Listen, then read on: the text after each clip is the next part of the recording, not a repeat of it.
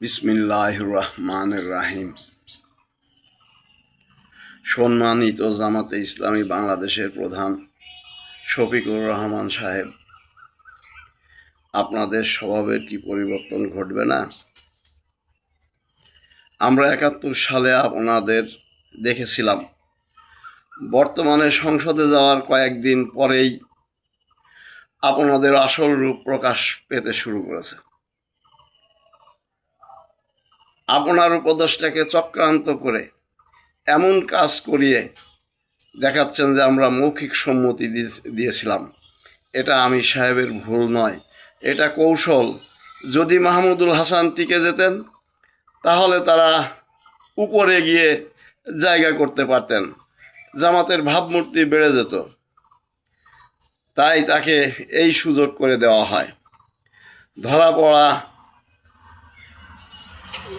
ধরা না পড়লে বাহবা, ধরা পড়েছে আমরা বলিনি, এটা একটা ধামাচাপা দেওয়ার উদ্দেশ্য ছাড়া কিছুই নয়। আগামীতে দেখবেন জামাতে ইসলামী দলের ভাবমূর্তি সুযোগ পেলেই আঙ্গুল ফুলে কলা গাছ বানানোর চেষ্টা, এটাই জামাতের মূল চরিত্র।